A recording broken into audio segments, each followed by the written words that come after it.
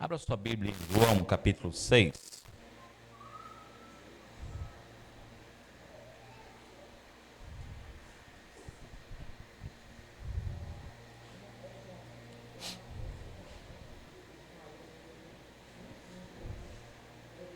João, capítulo 6.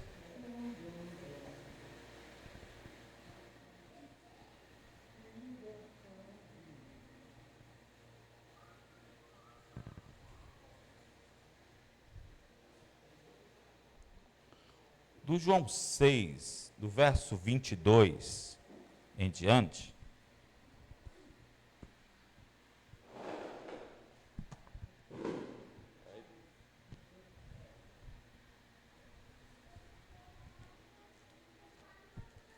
João 6, do verso 22 em diante, nós temos uma história muito interessante. Acharam?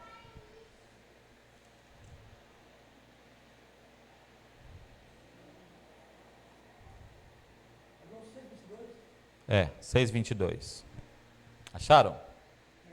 Deixa eu ler os primeiros versos, para a gente só começar no contexto. Com certeza você já deve ter lido esta passagem, vocês que leem a Bíblia todo dia. Deixa eu ler só alguns versículos para a gente iniciar. No dia seguinte, a multidão que tinha ficado do outro lado do mar percebeu que apenas um barco estava ali e que Jesus não havia entrado nele com seus discípulos, mas que eles tinham partido sozinhos. Então, alguns de Tiberíades, aproximando-se do lugar onde o povo tinha comido pão após o Senhor ter dado graças, quando a multidão percebeu que nem Jesus nem os discípulos estavam ali, entrou nos barcos e foi para Cafarnaum em busca de Jesus. Quando o encontraram do outro lado do mar, perguntaram-lhe: Mestre, quando chegaste aqui? Jesus respondeu: a verdade é que vocês não estão me procurando, não porque viram sinais milagrosos, mas porque comeram os pães e ficaram satisfeitos. Grave essa palavra, satisfeitos. Não trabalhem pela comida que se estraga, mas pela comida que permanece para a vida eterna, o qual o Filho do Homem lhes dará. O Deus Pai nele colocou o seu selo de aprovação. Então lhe perguntaram: o que precisamos fazer para realizar as obras que Deus requer? Jesus respondeu: a obra de Deus é esta, crer naquele que enviou. Então perguntaram: que sinal milagroso mostrará para que vejamos e creiamos em ti? Que farás? Os nossos antepassados comeram o maná no deserto, como está escrito: ele lhes deu a comer pão dos céus. Declarou Jesus: digo-lhe a verdade, não foi Moisés quem lhes deu o pão do céu, mas meu Pai quem lhes dá o verdadeiro pão do céu. Pois o pão de Deus é aquele que desceu do céu e dá vida ao mundo. Disseram eles: Senhor, dá-nos sempre desse pão. Então Jesus declarou: eu sou o pão da vida. Aquele que vem a mim nunca terá fome, aquele que crê em mim nunca terá sede. Mas como eu lhes disse, vocês me viram, mas ainda não creram. Muito bem. O Evangelho de João, ele está continuando uma passagem que está no livro de Marcos, o livro que fala da multiplicação dos pães. Vocês que leem a Bíblia todos os dias devem ter lido já esta passagem.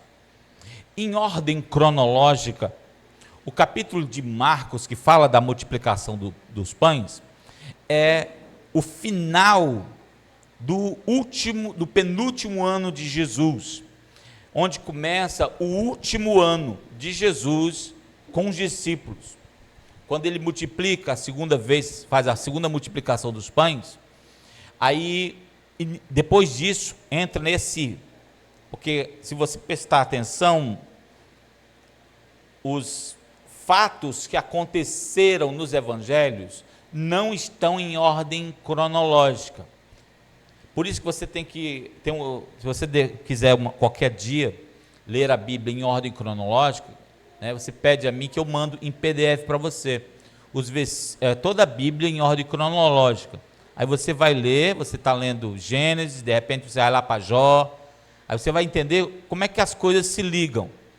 Então, o fato que aconteceu antes desse texto aqui de João, que eu estou lendo com você, que nós lemos agora, é a história de Marcos e a multiplicação dos pães.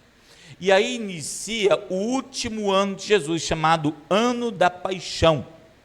Sem se preocupar com qualquer aspecto cronológico ou geográfico, o escritor Marcos, ele continua mostrando Jesus como servo.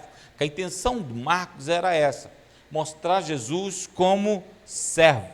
Porém, essas ações de milagres e os sermões de Jesus no norte da Palestina geram muita rejeição. Logo depois da multiplicação dos pães, teve muito rala muito confronto, muita discussão entre Jesus e as pessoas até mais íntimas dele. Então, geraram muita discussão, muita rejeição, muito repúdio contra Jesus, oposição até das pessoas mais próximas de Jesus. Logo depois da maravilhosa multiplicação dos pães e dos peixes, conforme este relato aqui de João, as reações de milagre foram as mais diversas possíveis. O Evangelho de João, ele relata que o Evangelho, a continuação do Evangelho de Marcos, e mostra agora aqui, na hora que a gente começou a ler, a gente percebeu uma turbulência no ministério de Jesus lá na Galileia. E se tem uma coisa que eu costumo fazer quando leio as histórias de Jesus, as histórias de Moisés, as histórias de Paulo, as histórias de Pedro, é que eu devo ler tirando lições daquilo que eles faziam, de como eles agiam em situações difíceis, para que eu também possa fazer. Grava isso.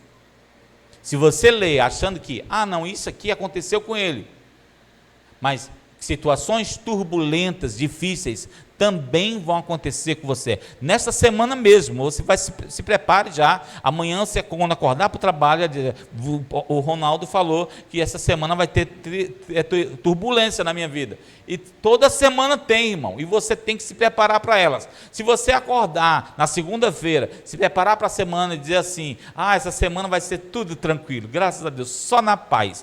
É mentira, você está vivendo um mundo de Alice no País das Maravilhas. Nem Alice no País das Maravilhas viveu no País das Maravilhas com pais, né? Nem ela, né?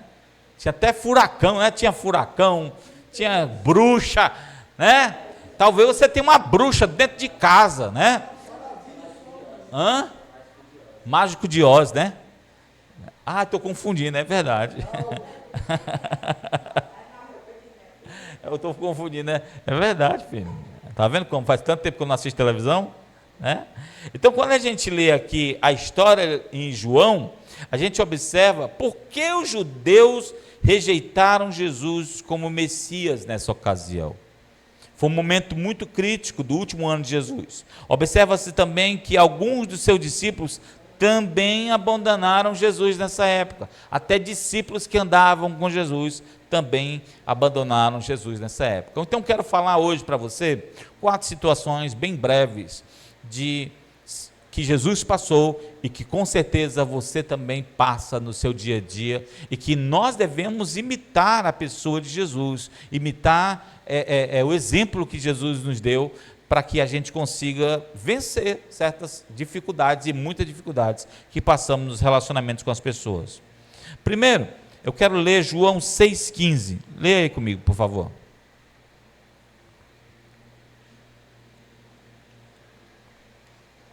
João 6,15. Alguém achou? O que que diz? Sabendo, pois, Jesus que estava para vir com o intuito de arrebatá-lo para o tornar rei, retirou-se novamente sozinho para o monte. A população recusa Jesus porque eles não entenderam. Eles queriam proclamar Jesus rei. Quem era o rei na época? Herodes, né? Herodes. E você sabe que como isso é confuso, ter um rei e o povo levantar um outro rei. Quem passou por isso na história da Bíblia? Vocês que leem a Bíblia têm que saber. Davi foi declarado um rei, só que o Isbosete, que é o filho de Saul, que era o legítimo herdeiro do trono, né? Estava como rei. Por isso que tem o reino do sul, que era o reino de Israel, o reino de Judá, e o reino do norte, que é o reino de Israel, que é o de Isbosete, e o de Judá era o de Davi. Tiveram 2 reinos. Então, olha, e esses reinos chegaram a lutar um com o outro. Ou então, olha a ideia que o povo está querendo resgatar. Vamos levantar um rei, que se levanta contra esse rei corrupto, e que possa fazer com que esse rei corrupto seja destronado. A ideia era essa. Então, eles já viram isso na história deles. E Jesus estava muito afim disso, não estava?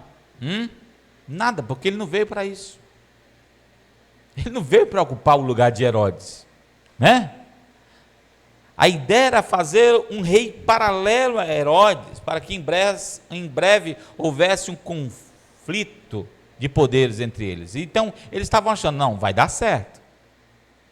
Rapaz, ele andou sobre as águas. Multiplicou pão aí para muita gente. O outro só dá mortadela. Entendeu? Né? Só dá mortadela. Só é mais imposto. Gente, Herodes, tá? Estou falando de Herodes. Tá bom? Herodes. Era aumentando imposto. Qualquer coincidência com a nossa nação é coincidência demais, né? E aí, a ideia era fazer o que houve com Davi, lá com o Isbosete, né? Jesus rejeita isso. E o que Jesus faz? Alguém viu aí na Bíblia? O que Jesus faz? Ele se retirou. Gente, reflete um pouquinho, por favor. Quando as pessoas estão querendo que você seja um líder comunitário, né? Que você candidato a vereador, né? Olha, você fala bem, né? Você devia nos representar, né? Será que você tem condição de não deixar isso subir a sua cabeça e fazer que nem Jesus? Se retirar? Ou você vai dizer assim, é de Deus. Deus, olha como Deus. Porque já viu? A gente tem essa mania, né? Achei R$50 na rua. É de Deus. Tudo a gente, né? Pegou uma gripe, é do diabo. Não é assim? Coisa boa é de Deus. E aí acho legal, como é que você sabe que é de Deus? Como é que você sabe que é de Deus? Quem lhe fez juiz para definir o que é de Deus e o que não é de Deus? Vocês acham que os egípcios, quando receberam as pragas dos piolhos se coçando lá, disseram assim, é de Deus? Vocês acham que eles falaram isso? Mas era de Deus. Era de Deus ou não era? Era, e como era de Deus? Vocês estão entendendo o que eu estou dizendo? Então, Jesus tem esse discernimento para perceber que aquilo não era a vontade de Deus. Ele vive tão conectado com o Pai que ele percebe que não é a vontade de Deus. Jesus rejeita e se retira. Ele não estava ali para ser rei, governante, político de Israel. Ele é rei de toda a terra, ele é rei de todo o universo. Ele não estava assim de uma posição de autoridade política no meio do judaísmo. A maior parte dos conflitos na sociedade, bem que eu fechei aqui sem querer.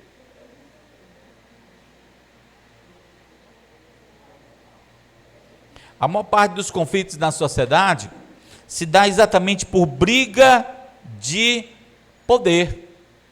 É assim ou não é? Por briga de poder. E, gente, nós precisamos ocupar todos os espaços como cristãos. Precisamos de cristãos na política? Sim ou não? Sim. Nós precisamos de cristãos na polícia? Sim. Entendeu? Se nós queremos uma sociedade livre, uma sociedade que ande na vontade de Deus, nós precisamos estar em todas as áreas, entendeu?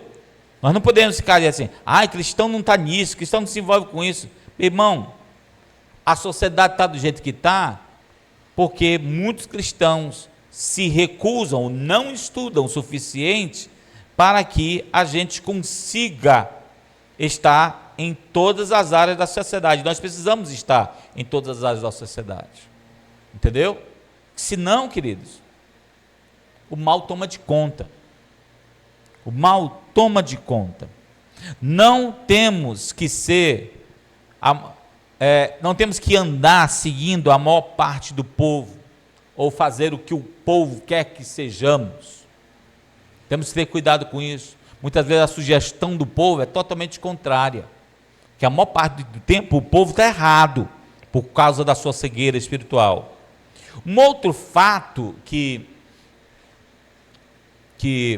me chama muita atenção, nesse primeiro fato, o que Jesus fez? Ele apenas se retirou.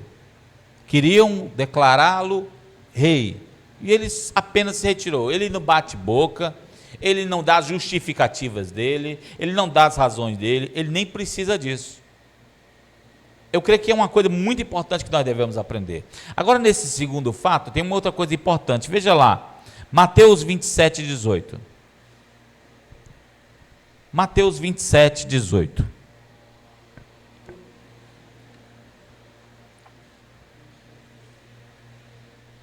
Tem um outro grupo que teve confusão com Jesus nessa mesma época. Eram os líderes judaicos. Eles rejeitam Jesus e eles tramam a morte de Jesus. E aí esse versículo do 27, 18 diz que ele sabia que haviam entregado por inveja. Então, aquele sentimento que estava no coração deles, dos líderes religiosos, era inveja, dona Antônia. Mas inveja por quê, gente? Jesus tinha uma picape Ram. Ele pousava de helicóptero no meio de Jerusalém. Vocês estão entendendo? Ele não tinha luxo. Como é que Jesus entra em Jerusalém? Em cima do jumento que nunca foi montado.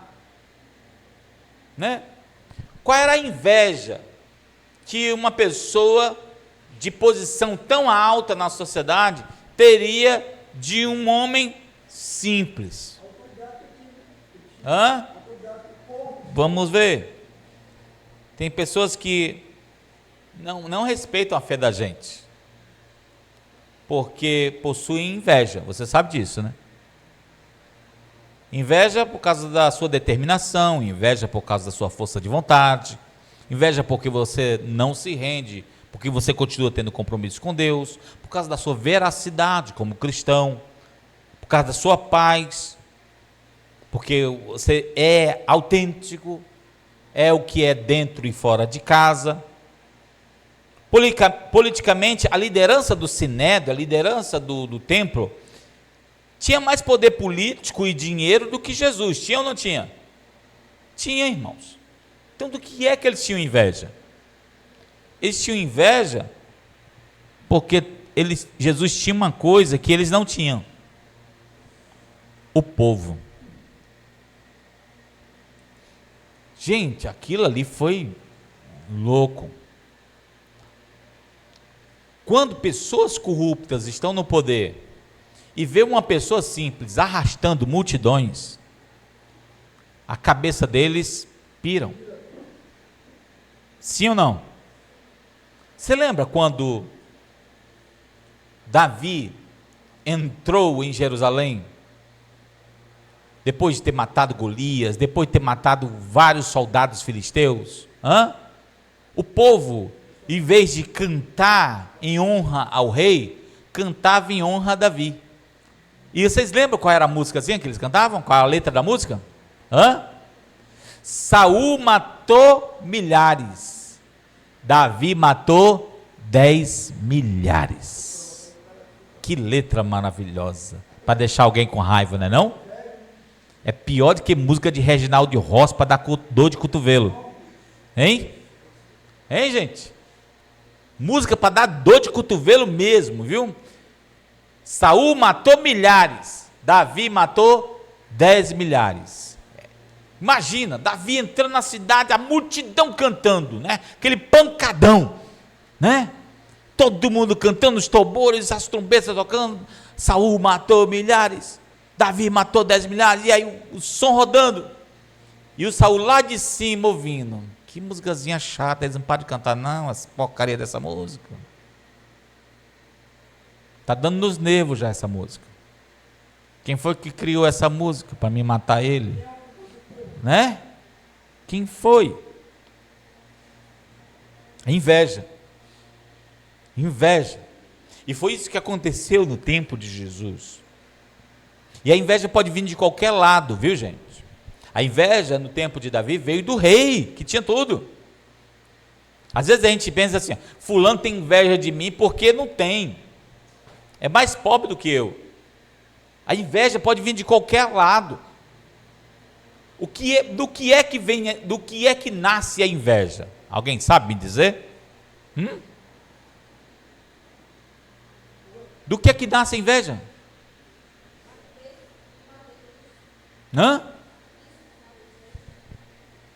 De algo que você não tem. Preste atenção nisso, queridos, porque nós não temos muitas coisas e temos que ter muito cuidado para não termos isso, inveja. Vocês já viram que a maior parte dos vídeos em rede social são para instigar a tua inveja?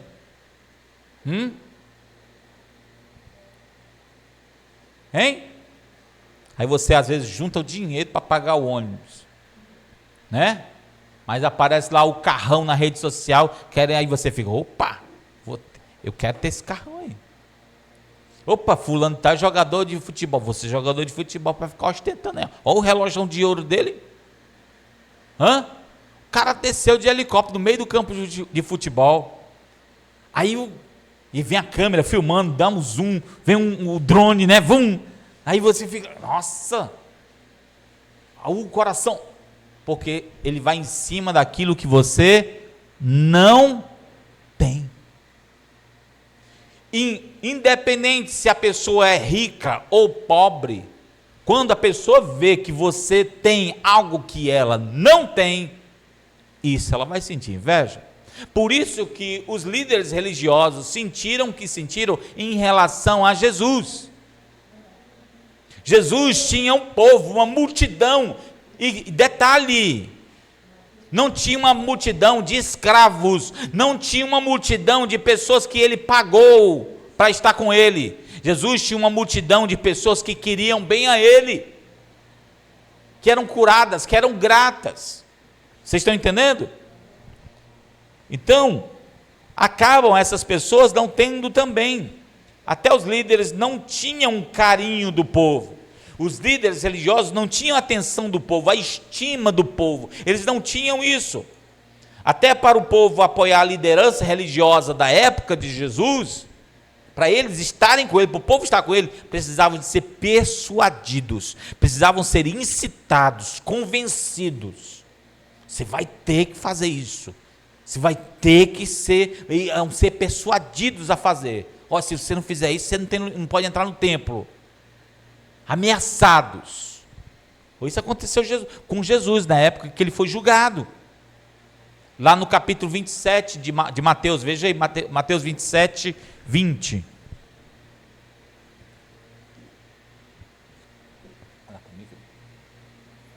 Mateus 27, 20. Alguém achou aí? O que diz? Os principais sacerdotes e os anciãos persuadiram o povo que pedisse Barrabás e fizesse morrer Jesus. Olha como é que eles trabalhavam. Persuasão. Se vocês não fizerem isso, a gente tira isso de vocês. Já viram como funciona a política de Fortaleza? Está ali, ó, no cantinho. Está vendo como funciona? Eu conheci um rapaz que é do interior, ele falou como é que funciona a política do interior. Eles cavam um poço para ter água. Chafariz, né? Chafariz, uma comunidade. O povo fica grato. Opa, bota lá o nome do político, a placazinha, aquele negócio todo. Né? Aí tem uma eleição, fizeram lá o chafariz, como se fosse assim, uma coisa que, um presente para vocês votarem em mim, uma troca. O povo pega, bobo, pega e vota. Aí na outra eleição, 4 anos depois, eles voltam.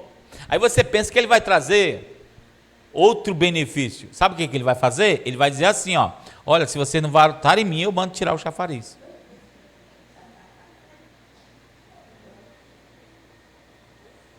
Chafariz que vocês têm por causa de mim. Se não votarem em mim de novo, eu tiro o chafariz. Ele não vai gastar mais, para ele foi um gasto só. E assim ele vai se reelegendo, ano após ano, na persuasão, na ameaça. E o povo não quer perder o pobrezinho do chafariz? Vota de novo. Vocês estão entendendo como é que funciona a persuasão dessas pessoas? Jesus passou por isso, irmãos. Jesus passou por isso. E Jesus denomina-se, lá em João, volte lá para João, Jesus denomina-se de forma ilustrativa para essas pessoas como o pão do céu. E alguns começam a questionar aqui, né? Alguns seguidores de Jesus, agora, não vou estar saindo agora das lideranças, alguns seguidores de Jesus questionam por que Jesus se denomina pão do céu, né?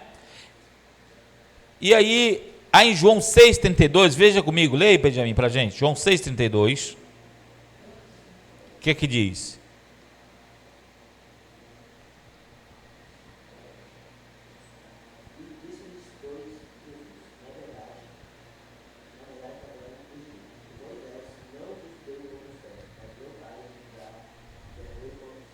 Está vendo? Eles disseram que foi Moisés que deu o pão.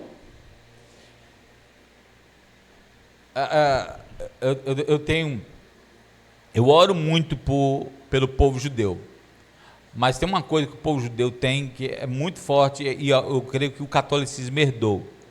Ele tem umas idolatrias muito ferrenhas. Como é que você acha que eles agiam em relação à arca?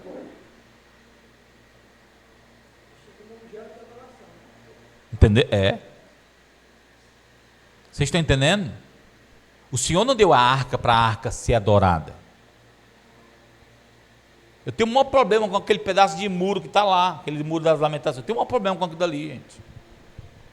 Que as pessoas vão lá e colocam, pegam um pedacinho de papel, escrevem uma oração e colocam ali, naqueles buracos entre as frestas das pedras. Onde é que você viu isso aqui no Ceará? No Canidé, no Juazeiro. Não é assim? Na idolatria que há dentro do catolicismo. É a mesma coisa, gente. Desculpa, mas é. Sabe? Se coloca no lugar de um, no lugar de outro. Aí você vai ver assim, é a mesma coisa. Mesma coisa. É. Vocês estão entendendo? Pedra ali é uma pedra. Gente, é uma pedra. Aí um pedaço do templo, ó, sim, mas é pedra.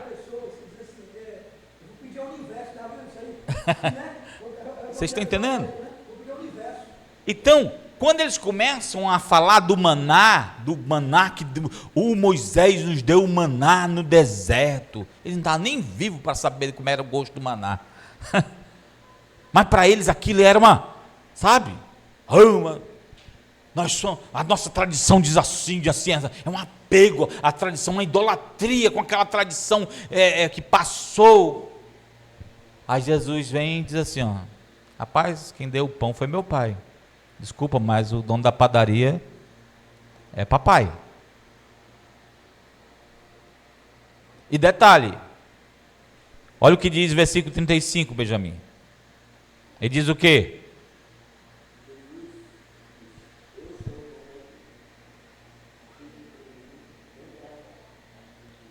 Aí Jesus vem e brum. Aí diz assim, eu é que sou o pão, irmão. Eu é que sou o pão vindo do céu. Aquele pão que comeram no deserto era uma tipologia, um símbolo da minha vida. O pão no deserto supriu o povo na hora de necessidade. Eu sou aquele que te supre na hora das necessidades. Amém? É isso que Jesus estava mostrando. Só que o que eles estavam entendendo o que Jesus estava dizendo? Eles estavam no mesmo espírito?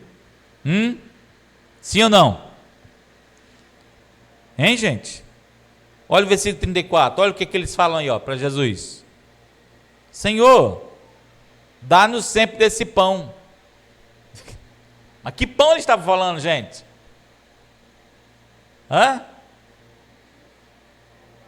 Eles tinham acabado de comer pão no deserto, eles queriam comer mais pão. Vocês estão entendendo? Aí, lembra que a gente leu a palavra necessidade? Eles estão a fim só de suprir as suas necessidades físicas. Tem gente que quer se aproximar de Deus somente para suprir suas necessidades físicas. Eu já vi pessoas chegarem para mim, irmãozinho, eu vou à sua igreja, eu vou, tenho o maior prazer, vou com a sua igreja, se você me der um bujão de gás, eu vou na sua igreja, não falta um culto. Aí depois fique por aí mesmo. Fique por aí mesmo. Para muitos, Jesus estava aqui ao dizer que ele era o pão do céu, estava menosprezando o pão do deserto que Deus deu a Moisés. Eles não entenderam que Jesus é o alimento da vida para todos aqueles que creem nele. O que é interessante nesse caso é que tem gente que está do lado da gente, mas não tem a mínima ideia do que Deus está fazendo na nossa vida. Você já se sentiu assim? Pessoas do seu lado, todos os dias, mas não tem a mínima ideia do que Deus está fazendo na sua vida. Não tem a mínima ideia de quanta intimidade você tem com Deus, não tem a mínima ideia da comunhão que você tem com Deus, da busca que você tem de fazer a vontade de Deus. Não entende? Um outro fato que aconteceu foi que teve discípulos também que abandonaram Jesus. Depois desse mesmo episódio aqui, teve discípulos que olharam esse discurso aqui, viram que a galera do pão não gostou. Aí teve discípulos que se juntou com a galera do pão. Esse discurso aí estava bom, macho. Estava tão bom, pãozinho com sardinha, né? Patezinho de sardinha no pão, né? Pertinho da lagoa, coisa maravilhosa. Estava tão bom. Aí até discípulos que andavam com Jesus não gostaram do que Jesus disse a essas pessoas e se retiraram. E temos a quarta categoria de pessoas, que são aqueles que ficam com Jesus. Lá em João 6, 68 e 69. Lê aí, Lingo, para a gente. João 6, 68 e 69. Simão Pedro lhe respondeu: Senhor, para quem menos tudo da palavra da vida eterna? Nós cremos e sabemos que és o Santo de Deus. Olha só.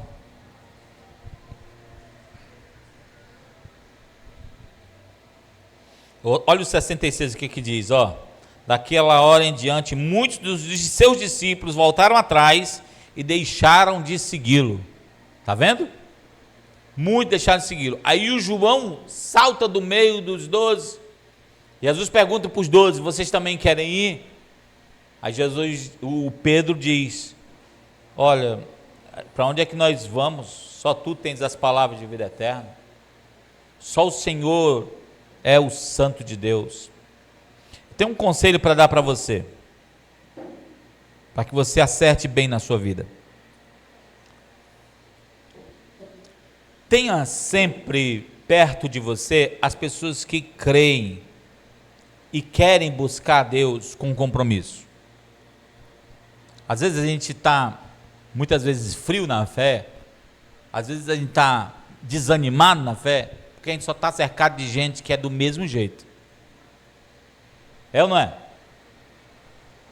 Cerque-se de pessoas que a fé esteja aquecida. Se eu não me engano, é 2 Timóteo 2, 22. Veja o que diz. Lembrando aqui, 2 Timóteo 2, 22. Olha o que fala aí. Só ler a primeira parte, só para me ver se eu não errei a referência.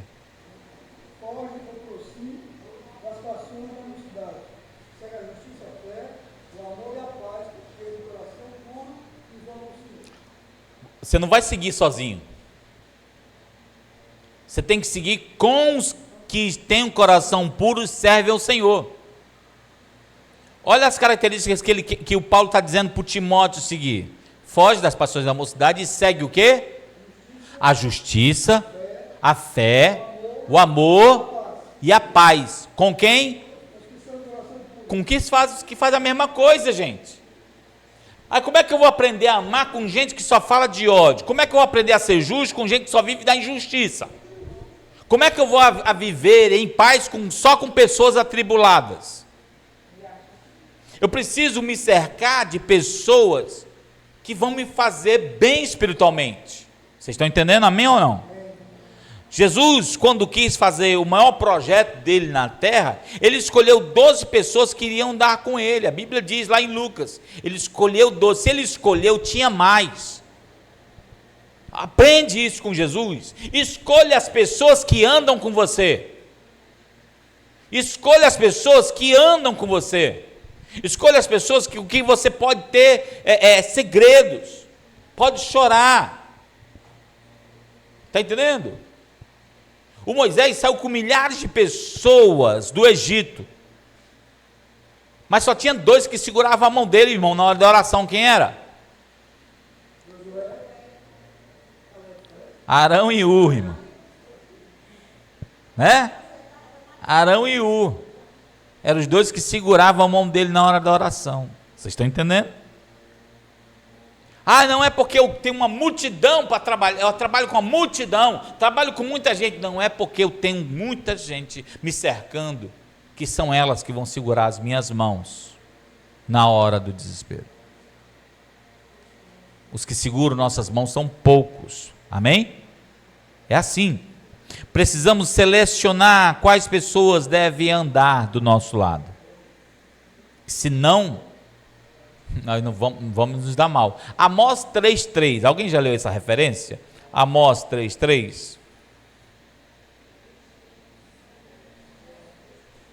É um versículo importantíssimo para a sua vida. Amós 3,3. Onde é que fica Amós, hein, gente? Arrancaram Amós da sua Bíblia aí, hein?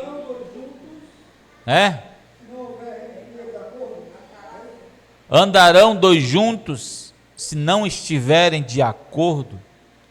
Para andar junto tem que ter acordo, tem que concordar. Por isso que a Bíblia diz que nós devemos ter uma unidade, não só de fé, mas de espírito.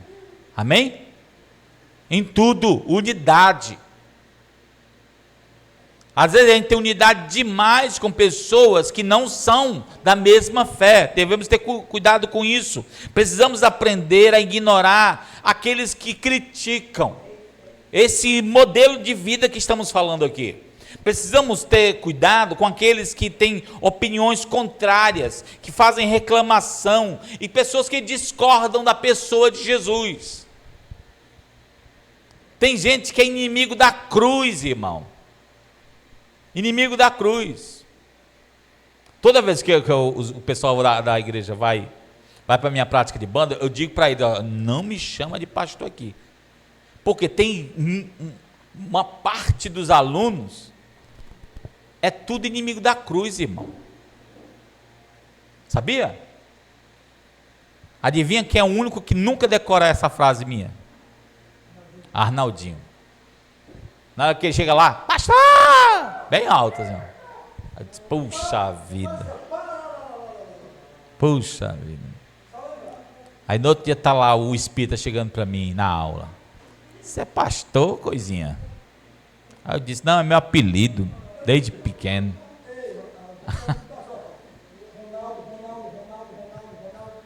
É.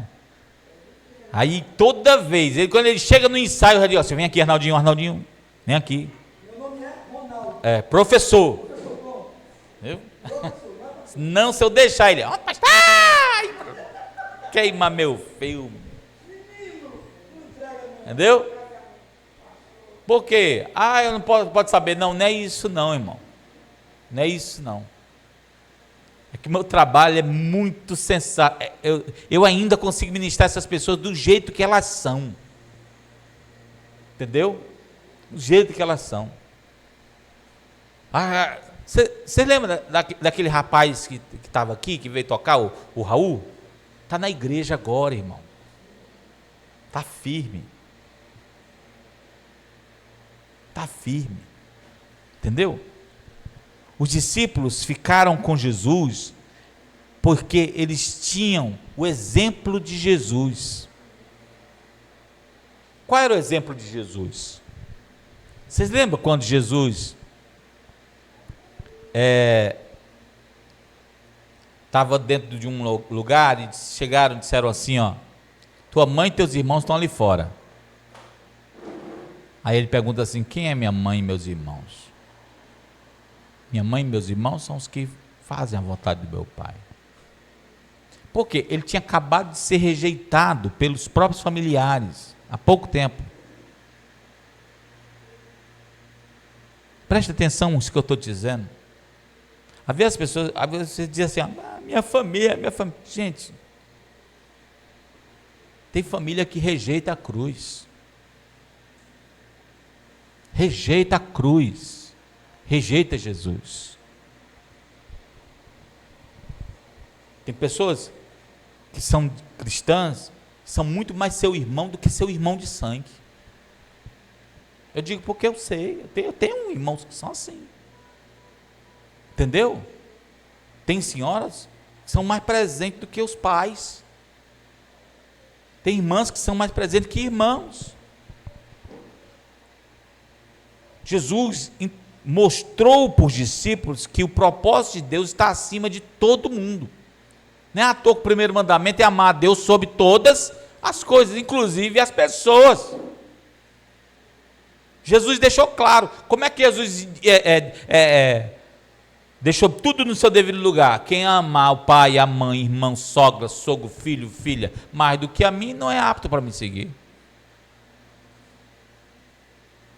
Aí o meu filho, minha filha, meu irmão, pelo amor de Deus. Eu tenho filhos também. Mas não estão acima do meu Senhor, não. Vocês estão entendendo? Não estão acima do Senhor. Nós vivemos essa herança brasileira de enaltecimento da família, mais do que deveria ter, ela é errônea. Eu morei na África, os pais não criam os filhos do jeito que a gente cria, não. Os meninos crescem ligeiro demais, amadurece rápido demais, entendeu? Amadurece rápido demais. Eu fiquei só assustado, é até estranho para mim. Estava lá na casa e o tio me chamando para almoçar, tomei café da manhã, todo mundo junto. Almoçamos, todo mundo junto. Na hora da janta, só estava eu e ele. O tio, por que que na janta só eu e o senhor que janta? E os meninos, por que não janta? Não, eles têm que caçar a janta. Como é que é, tio? Eles devem estar procurando vender alguma coisa na rua, procurando fazer algum bico, para comprar um sanduíche. Mas por que é? Aí eu sou curioso, eu pergunto mesmo, irmão, sou metido. Mas por que o senhor faz isso? Para eles aprenderem a viver. Ó, um está formado em medicina. O menino que ficava, eu vi, irmão, eu saía de noite para ver onde é que o menino estava com uma banquinha, vendendo saquinho de amendoim na parada do ônibus. Está formado em medicina hoje, irmão. Você está entendendo? Rápido. Ele foi fazer teologia, eu ajudei a pagar a mensalidade da teologia dele lá em São Paulo. Ele tinha que fazer 4 anos o curso. Ele matou em 3. Todo mundo ficou assim, mas como que ele... Ele disse assim, pode Guaraná estudar. Ele não dormia estudando. Eu não vou ficar 4 anos aqui, eu vou ficar 3, ele dizia. Ficou 3 e só tirava 10. Por quê? Aprendeu a se virar rápido. Está entendendo? A gente não, ai meu bichinho, ai meu... Não é assim? Né? A gente tem pena. A gente não pode criar filhos para a gente cria para enfrentar o mundo. Quando estão entendendo? E tem que aprender desde pequeno sobre isso. Aí Jesus está aqui mostrando para essas pessoas, os caras, na hora de pegar para capar, na hora de tomar uma decisão, e aí, vocês vão também? Não, vamos não. Para onde é que nós vamos? Se só tu tens as palavras de vida eterna. Quando as pessoas são bem treinadas, elas tomam decisões certas na vida. Quando elas são mal treinadas, elas vão com a multidão. Saiu um bocado que indignado por causa do pão. Saiu até discípulos que andavam com Jesus por causa do pão. Aí Jesus olha para os 12, que eram mais íntimos. Vocês vão também? Não. Vamos não. Não. Pão? Por causa de pão? Não. A gente não está com o Senhor por causa de pão. Não estamos indo com o Senhor por causa das nossas necessidades.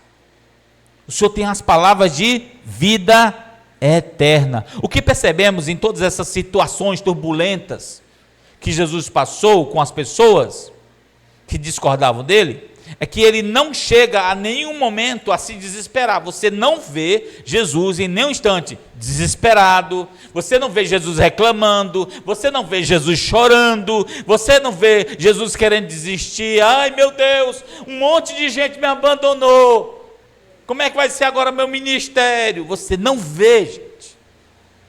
Você não vê. Você não vê Jesus se deprimir, ficar magoado. Você vê isso no texto que nós lemos? Não vê.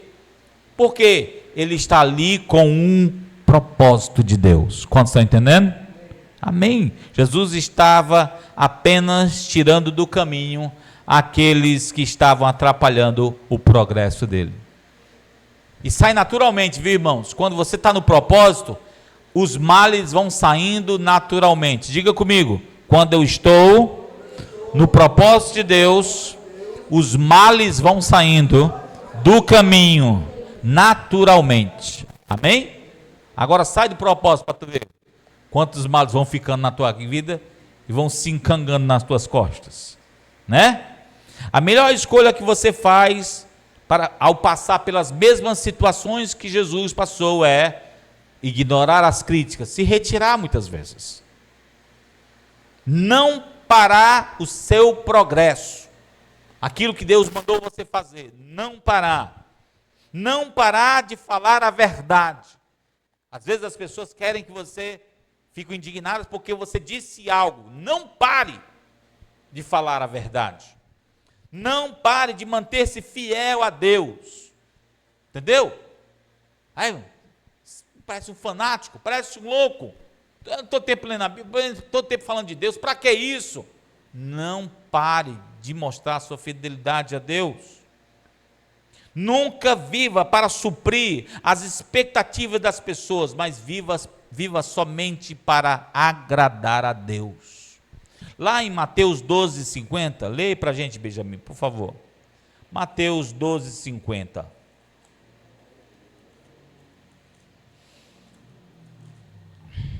Achou?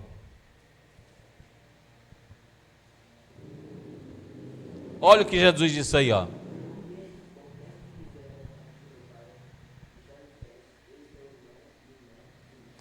Quem é o irmão, irmã e mãe dele? Aquele que faz a vontade de Deus. Vocês estão entendendo? Faça a vontade de Deus. E o Senhor vai estar com você como irmão. Amém? Baixe sua cabeça, feche seus olhos, vamos orar.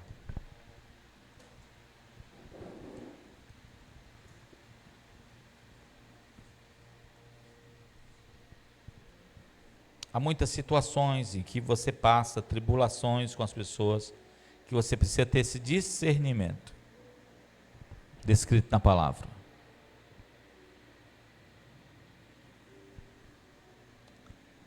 Hoje à noite você pediu ao Senhor mais equilíbrio na forma de você agir com as pessoas.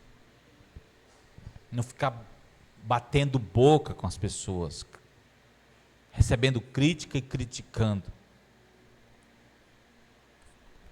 Não adianta ficar se magoando, se ferindo. Quando Jesus está na palavra dele ensinando, apenas virarmos as costas e continuar o progresso de nossa caminhada. Seja sensato. Obrigado, Senhor Deus, por tua palavra. Obrigado porque o Senhor tem cuidado de nossas vidas. Obrigado, Senhor Deus, porque cada situação que o Senhor passou é muito semelhante às que passamos nessa terra. E nós queremos aprender contigo, Jesus. Queremos viver o exemplo do Senhor em nossos dias. Ensina-nos, Senhor, a imitar o Senhor. Cada situação que o Senhor enfrentava nos dá um exemplo de santidade, de verdade, de autenticidade. E nós queremos imitá-lo, Senhor. Tira de nós, Senhor Deus, todo esse espírito, Deus, de ficar tendo confronto com as pessoas, se debatendo com as pessoas, batendo boca com as pessoas. Tira isso de nós. Tira isso de nós. Nós queremos ser mais sábios, Senhor, mais prudentes. O Senhor conseguiu pessoas autênticas para estarem contigo, porque o Senhor nos ensinou isso, a sabedoria do alto. Vem fazer isso em nossas vidas, Senhor. Vem agir em mudar nosso interior. Vem mudar nosso temperamento, vem equilibrá-lo pelo Teu Espírito Santo. Em nome de Jesus, vem agir nas nossas vidas. É o que pedimos e oramos, Senhor. Amém e amém. Glória a Deus.